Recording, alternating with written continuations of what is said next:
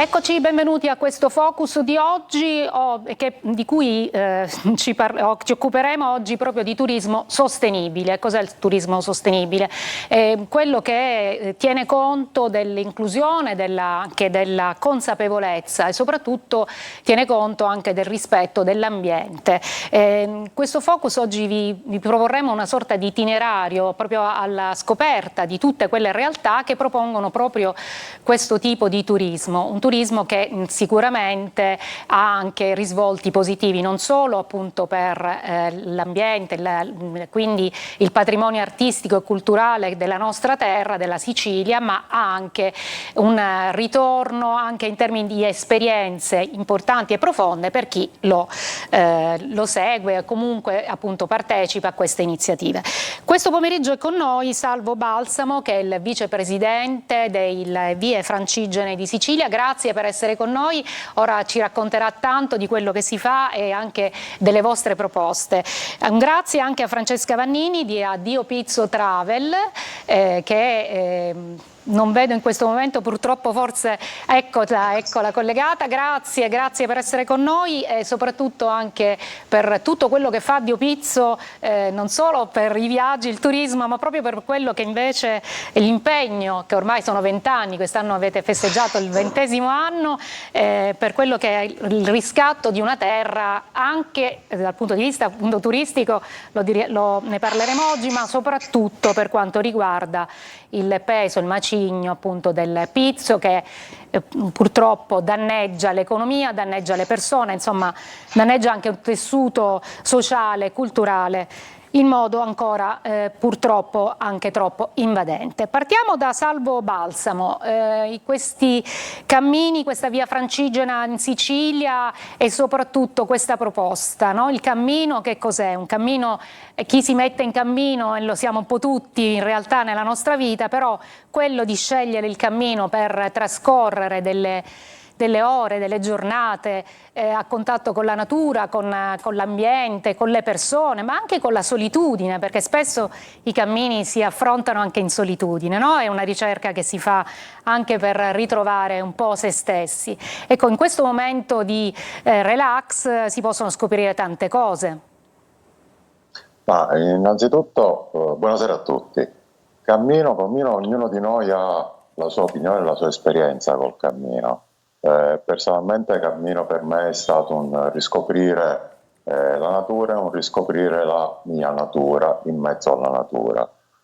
Come molti, il primo cammino fatto è stato il cammino verso Santiago, che è un po' un'icona dei cammini per tutto il mondo occidentale. Del resto il cammino verso Santiago è pure un pellegrinaggio, uno dei 3 pellegrinaggi per il mondo cristiano, che sono Gerusalemme, Roma e Santiago. Partendo da quel cammino poi mi è rimasto dentro come un senso di incompiutezza nel voler andare avanti, perché, come dico spesso e come ho avuto modo di apprezzare e di appurare con molti amici che camminano, dopo che fai il primo cammino diventi dipendente dai cammini, per tutta una serie di motivi. C'è un motivo spirituale, perché quando cammini ti approcci con te stesso sia nella solitudine del cammino che c'è, sia nel affrontare il cammino e relazionarti con gli altri che affrontano un cammino avendo la tua stessa meta, che è una meta fisica ma può anche essere una meta religiosa o spirituale. Dopo questo primo cammino, ne ho fatto diversi altri, poi ho incontrato degli amici siciliani che avevano la mia stessa idea, il mio stesso sogno.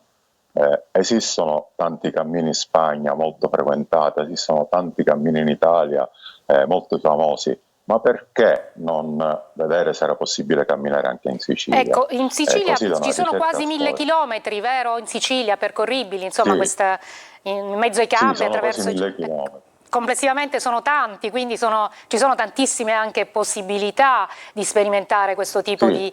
di viaggio, no? Noi come associazione nel nostro progetto storico abbiamo individuato 4 cammini, la Magna Via Francigena da Palermo a Agrigento, la via Normanna da Palermo a Messina, la via Fabaria che fa Agrigento Gela-Randazzo, la via Mazzarense che collega Palermo e Agrigento però passando per Mazzara.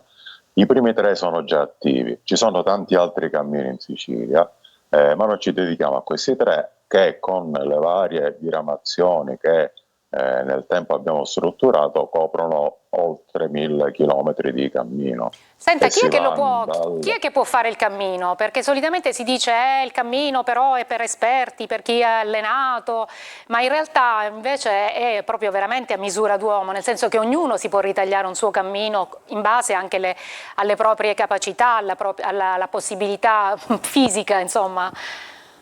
È così, no? Sì, secondo me assolutamente sì. Bisogna conoscersi per affrontare i cammini e bisogna scegliere.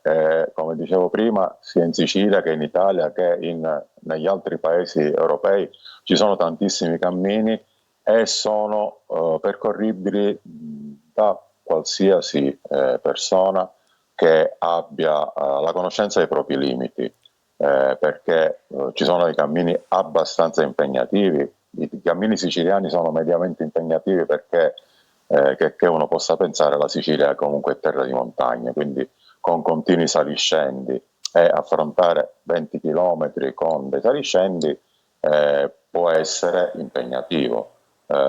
Però penso che con il giusto approccio, con la giusta mentalità, con un minimo di preparazione fisica e soprattutto con la conoscenza del proprio stato, qualsiasi cammino può essere affrontato. In ogni caso nei cammini siciliani abbiamo voluto sperimentare, c'è sempre qualcuno che ti può dare una mano qualora ti dovessi trovare in difficoltà. Anche quello fa parte, appunto, fa parte del turismo, come diciamo, inclusivo, no? Cioè nel senso che nessuno si sente escluso e diciamo, resta indietro rispetto ad un percorso. Francesca Vannini, invece, chiedo a lei l'esperienza di Addio Pizzo Travel, un'esperienza che non riguarda solo chi è attento, no? Al vostro impegno, ma cosa può dare in più l'adesione ai vostri progetti e conoscere soprattutto questa realtà che insomma è conosciuta ma forse meriterebbe ancora di più, ecco.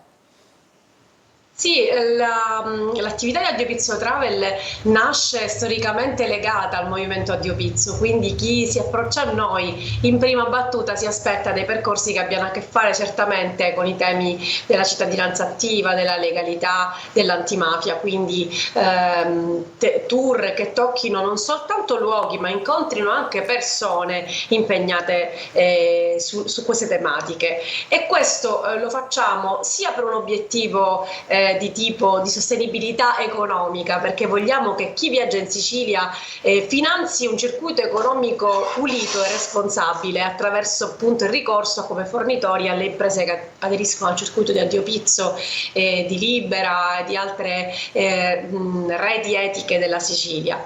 Ma lo vogliamo fare anche perché siamo stanchi di questa reputazione negativa che a volte la Sicilia ha nel resto del mondo, soprattutto quando si fa la famosa eguaglianza Sicilia uguale mafia. No, noi vogliamo dimostrare che la Sicilia è uguale antimafia, perché siamo molte di più le persone oneste, perché oggi le associazioni che sono impegnate nel sociale sono la stragrande maggioranza. Palermo ha un tasso di innovatività, di associazionismo, di start-up innovative elevatissimo. E qui ci siamo poi allargati ad altri temi. Diciamo in generale, nei nostri viaggi si può conoscere una Sicilia un po' fuori dagli schemi classici, è una terra non più arcaica e legata a culture e modi di pensare molto antichi, ma anche una Sicilia legata alla modernità, una terra attiva, fatta da gente operosa che si spende per trovare anche nuove modalità e nuovi paradigmi per il nostro mondo, nuove economie. Certo, chi sceglie Addio Pizzo Travel? Più giovani, meno giovani, insomma famiglie? A chi è rivolto? O comunque quali sono state in questi anni le adesioni? Esatto, cioè tendenzialmente ci rivolgiamo a tutti, però ci sono dei mercati di elezione, diciamo, del nostro prodotto, perché per ragioni educative la nostra agenzia di viaggi è nata molto legata al turismo scolastico, perché chiaramente i temi di cui ho parlato si prestano molto bene a diventare esperienze educative a tutto tondo per ragazzi di scuola media, di scuola superiore e anche per qualche facoltà universitaria. Ospitiamo ogni anno delle facoltà universitarie, appunto, in particolare studi di legge, antropologia, economia, di varie nazionalità, quindi università anche inglesi, tedesche, americane, che vengono proprio a studiare il modello Sicilia di contrasto alla criminalità organizzata da vari punti di vista, sia quindi quello giuridico che quello socio-economico, diciamo. E questo è un primo grosso settore, diciamo, della nostra attività, quello appunto educativo. E successivamente la nostra attività è rivolta a tutti coloro che abbiano un interesse specifico negli aspetti più curiosi di una destinazione turistica, quindi principalmente persone di mezza età, anche famiglie con figli non troppo piccoli, che magari vogliono affrontare il viaggio in un modo diverso dal solito, in un modo un po' più, potrei dire, esperienziale o ora si usa dire trasformativo, cioè quando un viaggio trasforma qualcosa di me alla fine, insomma, mi porto a casa un bagaglio più pesante di quello con cui sono partita. Quindi nel concreto poi questa trasformazione, insomma, questo anche cambio di idea, no? Che si ha fuori dallo stereotipo, come si diceva prima, cosa si scopre? Cioè anche i luoghi che voi fate visitare, gli incontri che avete con appunto anche le strutture che accolgono i viaggiatori, sono anche quelle sono frutto di come dire, esperienziale appunto importante, diverso e di contatto più diretto con il territorio, un territorio che comunque anche espressione di tradizioni, di culture, no? che magari sono passate un poco, non lo so, non valorizzate abbastanza in passato, perché il nostro patrimonio culturale, sappiamo anche dal punto di vista proprio della tutela, soprattutto in Sicilia, negli ultimi anni è stato poco attenzionato, è così, no? Io ritengo che, esatto, diciamo, la tutela del territorio passa da tantissime diciamo, dimensioni. Ecco, quello di cui noi ci occupiamo è sicuramente valorizzare, tutelare percorsi meno noti, e questo è avvenuto non tanto per una scelta fatta a tavolino, ma perché ci siamo ritrovati nel voler valorizzare delle storie che per noi erano sensate, che erano interessanti da poter proporre. Ci siamo ritrovati a visitare luoghi che turistici non erano, portare persone a Trappeto, a Partinico, a Cinisi, non è esattamente visitare Monreale e Cefalù, ecco. Quindi chi ci sceglie anche una destinazione spesso minore, magari meno affollata, però sicuramente altrettanto interessante. È poi normale che nell'arco di un viaggio di più giorni si debba proporre anche i must, perché andare via da Palermo senza aver visto Monreale sarebbe un peccato divino, e noi che ci occupiamo di turismo lo sappiamo benissimo, però cerchiamo sempre di bilanciare all'interno dei viaggi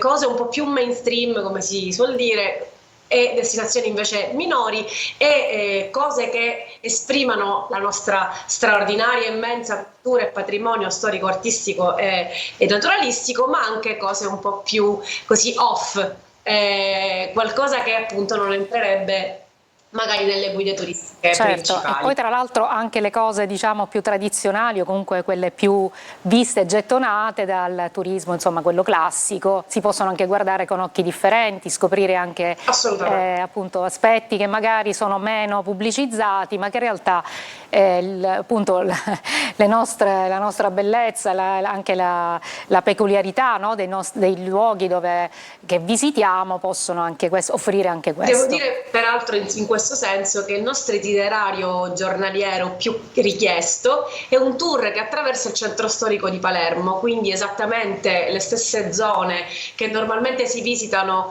in percorsi più classici, ma ogni monumento, dal Teatro Massimo alla cattedrale, ai Quattro Canti, è il simbolo per parlare di un grande tema che riguarda la relazione fra la città e l'antimafia o la mafia. Quindi appunto è proprio questa dimensione di guardare anche cose arcinote ma con occhi completamente differenti. Certo, assolutamente. Ci fermiamo una brevissima pausa, torniamo fra pochissimo.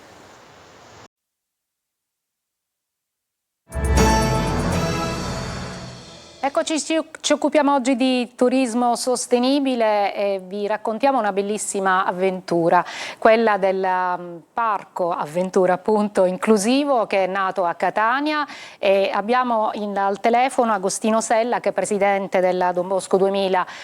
Ci sarebbe piaciuto averla in video, ma purtroppo ci sono stati problemi di collegamento. Lei ci sente? Sella? Sì, vi sento. Perfetto. Vi sento. Allora, la vostra è veramente un'iniziativa, tra l'altro ce n'è una a Catania e una a Palermo, mi risulta a Mondello, davvero importante, anche perché è un modo per far passare anche, far trascorrere un momento di relax, di gioia, di felicità anche a tanti giovani diversamente abili. È così e nasce così questo vostro progetto, per questo? Sì, il progetto ha come obiettivo quello di rendere sostenibili e soprattutto accessibili ai disabili le spiagge di Catania, della Playa e di Mondello. Specificamente abbiamo fornito ad alcuni lidi di Catania e ad altri di Palermo dei kit per fare in modo che queste spiagge siano sostenibili e i disabili in carrozzina possano arrivare direttamente a mare ed avere una loro postazione dedicata. A Catania abbiamo già distribuito i kit. In questo momento ci sono il Lido Polifemo, Lido America, Lido delle Palme e la Colonia Don Bosco che sono già pronti a ricevere certo. i fratelli. Noi stiamo vedendo, mi scusi se la interrompo, stiamo vedendo proprio le immagini della Colonia Don Bosco, perché il parco avventura inclusivo si trova proprio lì. Ce lo spiega un po' da che cosa nasce questo progetto? È un progetto finanziato dalla Regione Siciliana e dal Ministero che prevede appunto sia la messa in sicurezza delle spiagge, soprattutto l'accessibilità, e poi prevede anche altre azioni. Una di queste è proprio un parco avventura inclusivo che può essere anche visitato e può essere fruito in maniera molto forte anche dai disabili. Cioè, ci sono dei percorsi in cui anche le carrozzine possono andare sulle carrucole con dei ponti. Naturalmente le difficoltà sono legate al tipo di disabilità, ci sono dei percorsi tra gli alberi adatti anche ad alcuni tipi di disabilità, ma è anche adatto ai normodotati, quindi anche le persone che non hanno disabilità possono fare il loro percorso tra gli alberi. C'è anche un'arrampicata. L'obiettivo è quello di avere un posto inclusivo in cui tutti possono divertirsi, non solo i normodotati ma anche i disabili, come infatti è chiamato Parco Avventura Inclusivo, ma in questo senso tutta la colonia cerca di essere inclusiva. Ad esempio, un'altra caratteristica del Parco Avventura è che a lavorarci sono migranti che sono stati accolti proprio dalla Colonia Don Bosco, quando la Colonia Don Bosco era un centro di accoglienza. Adesso i migranti hanno fatto la loro formazione, si sono formati e sono loro a gestire e ad accogliere i ragazzi. Quindi il motto è: chi è stato accolto adesso accoglie, e quindi non a caso noi abbiamo avuto all'inaugurazione del parco anche l'imam, l'arcivescovo, le istituzioni, la prefettura. A questo proposito le volevo chiedere, ma è aperto da pochi giorni ovviamente, però già so che invece ci sono molti già visitatori o comunque fruitori del parco, stanno arrivando. Sì, noi ancora non abbiamo fatto una comunicazione di impatto su questo, ma è chiaro che già abbiamo inaugurato il 29, già di per sé ci sono molte persone che visitano la colonia e che fruiscono dei servizi della colonia Don Bosco, e quindi anche molti disabili, molte associazioni di disabili.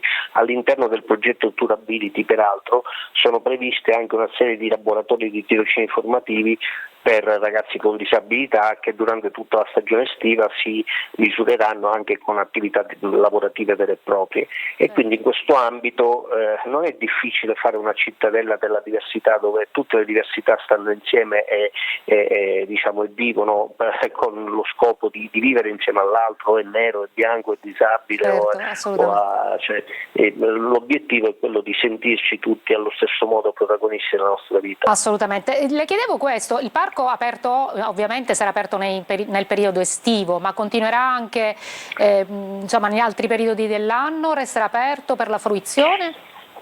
Allora, il parco sarà aperto tranne probabilmente i mesi invernali, quindi novembre, dicembre e gennaio, però poi è sempre aperto fino a novembre. Così noi abbiamo alla Colonia Don Bosco abbiamo un hotel Betea Hostel che è aperto tutto l'anno, e quindi poi anche il parco dovrebbe seguire l'andamento del Betea Hostel, quindi a parte i 2 o 3 mesi invernali dove proprio non è facile, anche se poi dipende tutto molto dalla stagione. Se la stagione è quella dello scorso anno, appunto, penso che prolungherete l'apertura, perché visto le condizioni climatiche assolutamente favorevoli per un tipo di attività che si può fare all'aperto come la vostra.